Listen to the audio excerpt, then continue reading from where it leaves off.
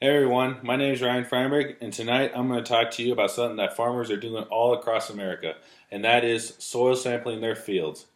So tonight I'm going to give you three main points about soil sampling. One, soil strategies and methods of doing it. The other one is advantages and disadvantages of soil sampling. So first, let's talk about the strategies. First off, you're going to want to pick how you're going to do your field. For this example, I'm giving you a quarter section, which is a nice square 160 acres. You can do it by two styles. So the first one is zone sampling. Zone sampling is an easy way of doing it. Anyone can do zone sampling. By doing this, you break the field up into zones either by soil type, topography, or past yield data. So for this field right here, I got an example of this could be a high point in the field, a hill, where it could be a little weak. And then in this zone right here, this could be either the low spot where most of the water drains, so it might be a higher yielding area. And then this could be the corresponding hill. And then this could just be a really weak spot in the field that just doesn't do well at all, or a sandy spot. The next example is grid sampling.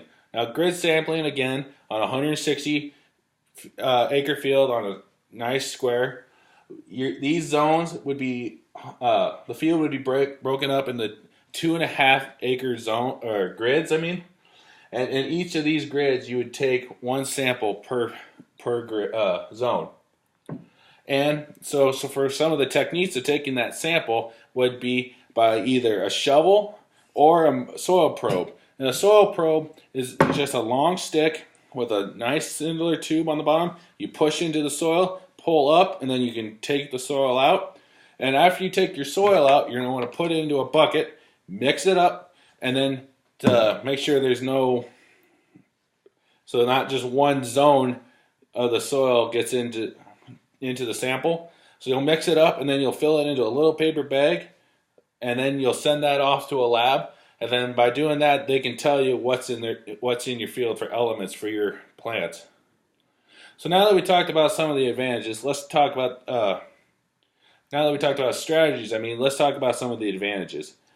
Some of the advantages is knowing what's in your field, and by doing this, you can tell what's in your field, and you can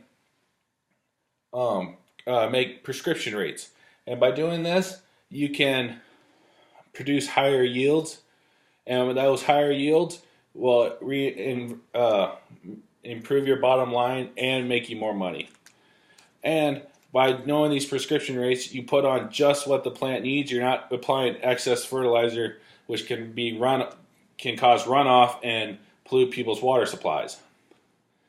So now that we talked about some of the advantages, let's talk about some of the disadvantages, and that is cost. And according to the August 2007 issue of Nebraska NEB Guide, they talked about cost could easily be, for 160 acres, could easily be $1,200. Now, this might be burdensome for some farmers, but I believe that the return on the investment is very good due to you're not wasting so much fertilizer.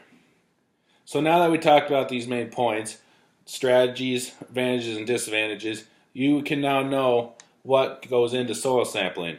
And now you know that this can help farmers, help them feed America and feed the world.